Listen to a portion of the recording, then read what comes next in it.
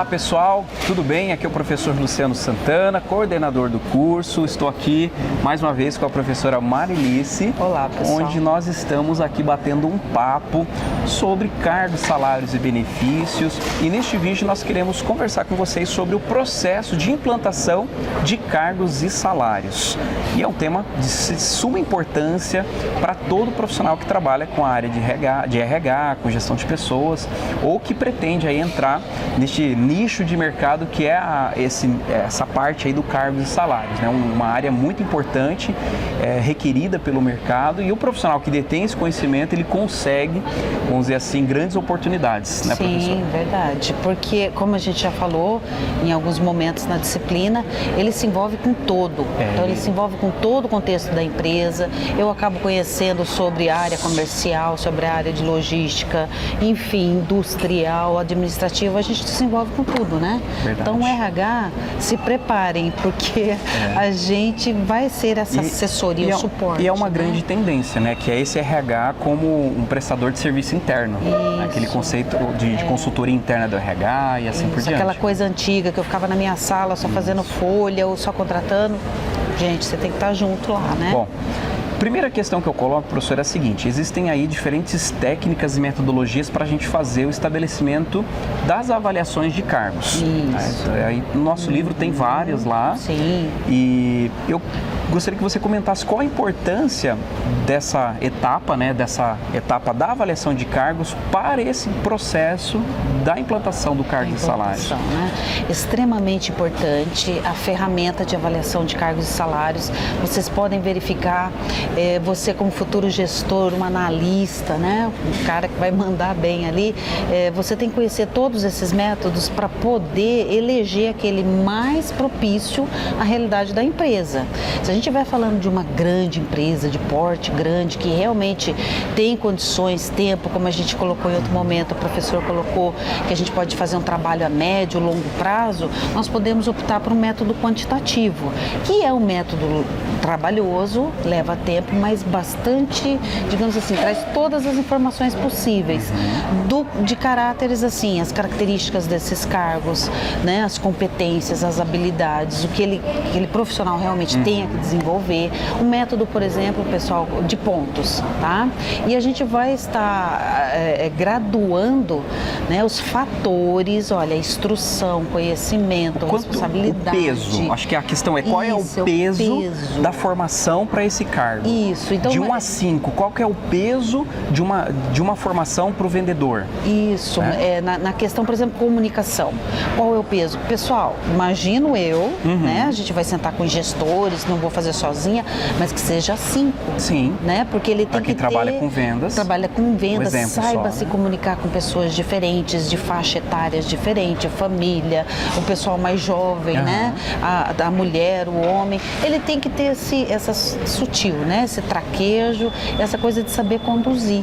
Por exemplo, né? Risco de acidente, né? Se esse cargo tem risco de acidente ou não, qual o nível de complexidade da tarefa que ele executa. Por exemplo, um frentista, né? A gente parece tão comum para nós todos os dias ali, a gente de vez em quando precisa abastecer, mas existe uma responsabilidade e um conhecimento que ele tem que ter sobre os produtos que ele está manuseando, né? Produtos inflamáveis, cursos específicos. Então vejam bem que a gente vai filtrando tudo isso. Num posto, o gerente tem tais e tais atribuições. Olha, muito mais estratégicas, um foco geral do negócio, né? Do todo, e esse frentista técnico, operacional, mas que no ponto, como o professor colocou, de segurança do trabalho, seria 5. De 1 a 5, 5. Esse gerente, de 1 a 5 na questão responsabilidade, sobre equipamento, sobre as máquinas, sobre a infraestrutura, sobre os frentistas, a responsabilidade dele é 5. A responsabilidade do frentista sobre, de repente, todas essas questões pode ficar entre 2, 3, né?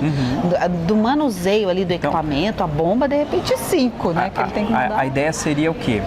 Depois que a gente tem todo o levantamento da descrição de cargo, todo o mapeamento de tarefas, de requisitos, né, tanto de habilidades, de formação, né, todos esses, aí agora nós vamos avaliar item a item e dá um peso, uma graduação para cada item sobre o quanto isso é importante para a execução daquele trabalho.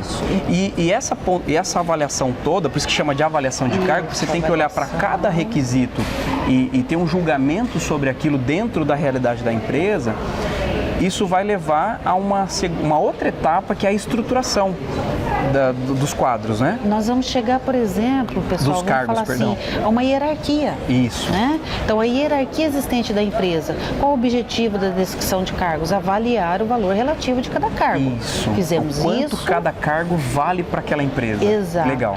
Aí, a hierarquia, a gente vai ter lá, desde o atendente do caixa do posto, o frentista, né, o lavador, tem o posto de lavagem, até o gerente. Então, nessa hierarquia, todas as atribuições do que cada um faz.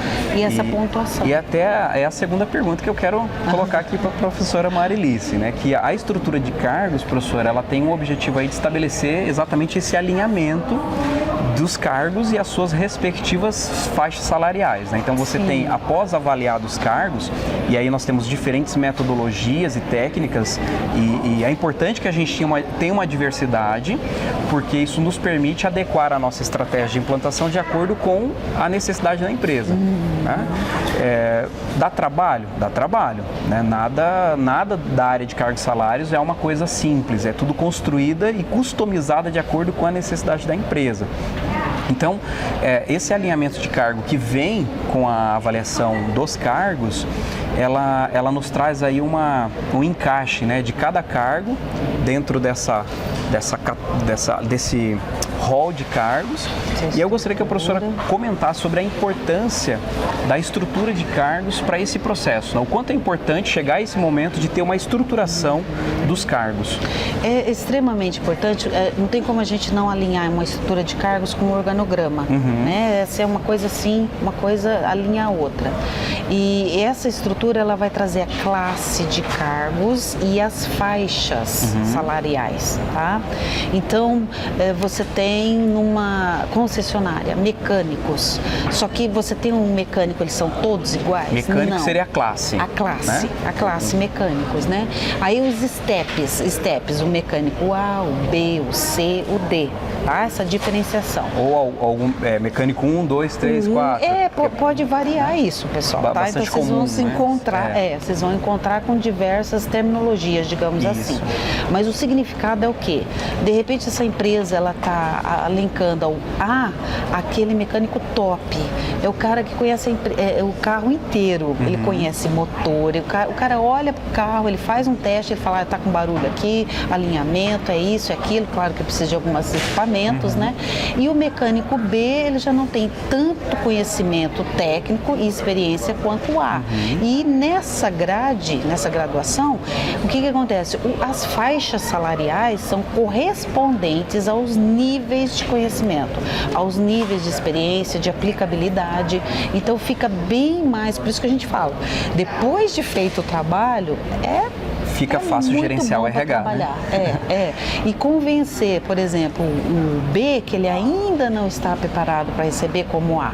Meu querido, vamos fazer o treinamento tal, vamos se aplicar mais, que você chega lá. Isso. Aí a gente convence a pessoa. Então, né? A gente tem o que a gente poderia dizer que uma hierarquização, é assim que fala, professor? Isso, uma hierarquização, né? Do cargo menos complexo, aquele mais simples, para o cargo mais complexo na empresa, ou aquele que vale mais. Que vale mais. E não porque eu acho, porque foi avaliado. Isso.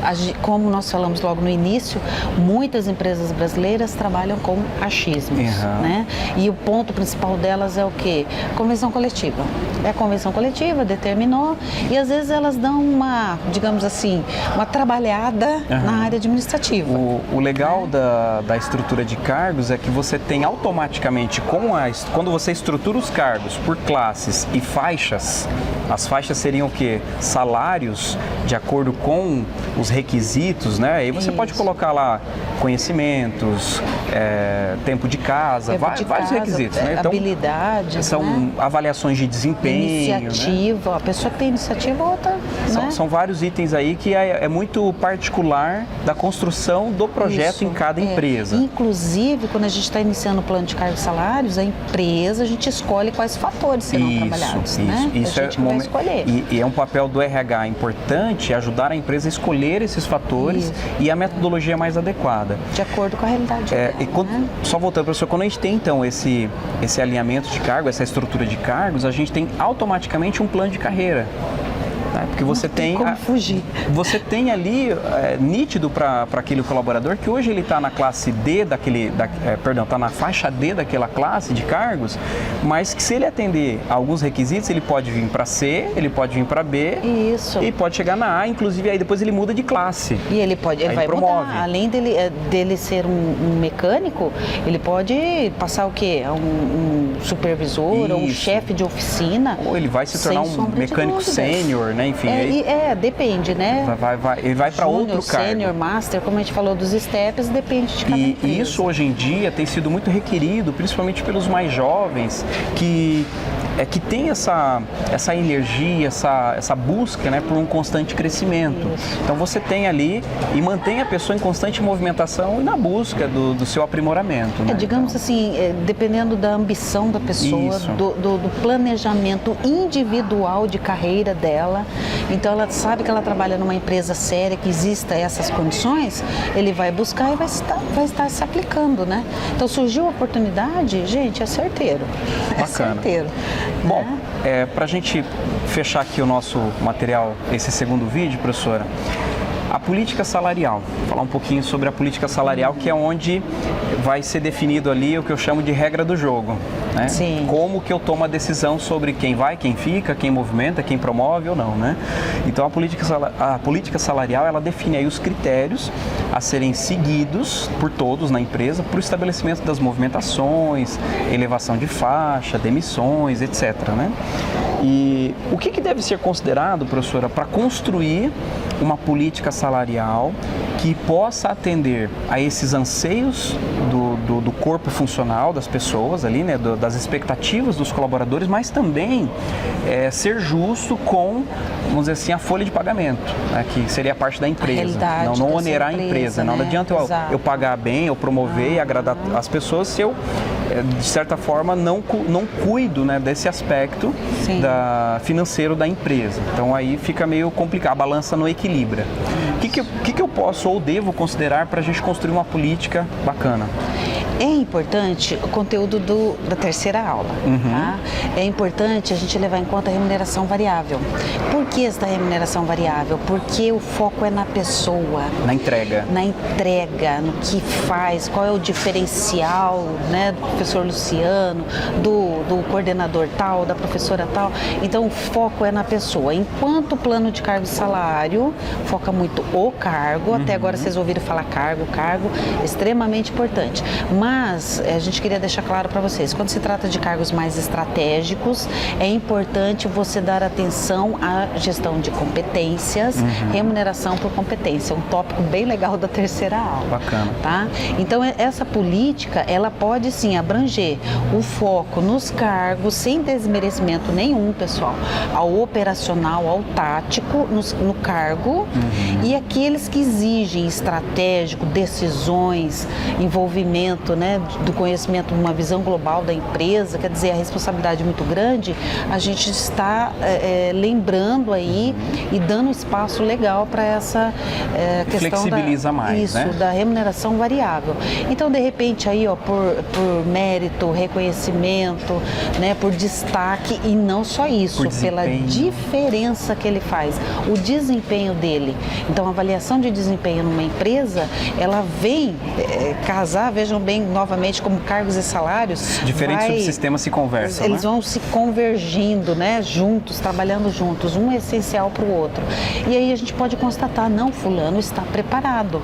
Ele está preparado. Além de um salário fixo, tem empresa que trabalha com salário fixo e, além disso, uma comissão ou uma remuneração estratégica. Tá? Para quê? Para estimular, para motivar. Cargos de gestores, de diretores também, né? E ser justo. Para ser justo também. Justo, né? Que é aquela história, eu comentei, não adianta você remunerar para agradar a equipe, mas você está onerando a empresa e não está tendo resultado, né? Então tem que, vamos dizer assim, tem que equilibrar a expectativa dos dois lados. E o RH tem essa responsabilidade, né? A gente sempre comenta que o RH ele está no meio de campo entre é o mediador os ali, interesses, né? da empresa e os interesses a gente está em cima do muro quadro, ali, né? Do pessoal. E aí os cargos mais simples, né, os cargos assim que estão a política focada no cargo, a gente vai definir os critérios de elevação e de mudança de faixa. Isso fica claro para todos, né? Então assim, por que fulano foi, por que não foi, de quanto em quanto tempo essa revisão vai ser feita, ou essa mudança vai ser promovida. Tem empresa que ela na sua rede intranet, interno, né? Ela dispara, divulga e coloca lá, olha, edital, você pode, né? edital, você está concorrendo, divulgue, precisamos do seu currículo atualizado, então você se coloca à disposição. Uma comissão, muitas vezes do RH, dos cargos estratégicos, vão avaliar, por exemplo, se você, se fulano, beltrano estão dentro daquela cargo, daquela faixa que eu estou pleiteando. Né? Nível de formação, nível de conhecimento, de habilidades, entra-se com entrevistas, com testes, uma série de coisas para confirmar que a pessoa atende, isso, né? Até porque é extremamente importante o que o professor Luciano falou, porque a gente não pode promover, se você promover errado, você perde alguém que estava muito bem. Isso, que é muito comum agora, né? Agora não, sempre, né? Sempre acontece isso. As empresas sempre fazem, principalmente quando não estão muito preparadas com RH, né? Promove, a pessoa não está devidamente capacitada, ele é um excelente vendedor, não quer dizer que ele vai ser um excelente gerente. Ele pode pecar em alguns aspectos de liderança. Sim. E aí ele tem toda uma resistência sobre isso. Exato. Né? Bom, professora, obrigado mais uma vez. Só agradeço. Se deixar, a gente conversa horas aqui, né?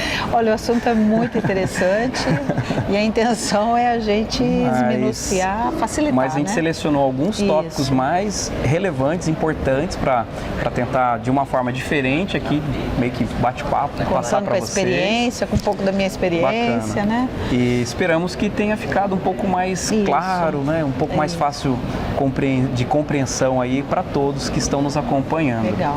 A professora tem se empenhado para transmitir de uma forma mais acessível para todos, a gente tem acompanhado o trabalho e esperamos que vocês realmente se dediquem, façam a leitura, assistam às aulas, busquem materiais, outras fontes de pesquisa também, não vamos nos limitar somente aos materiais que nós temos.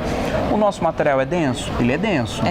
Mas eu faço questão de termos um material denso porque aquilo é praticamente uma bíblia. Gente, tá guia, show de bola. né? Ele tá bem complexo, é o norteador. Ele atende tudo.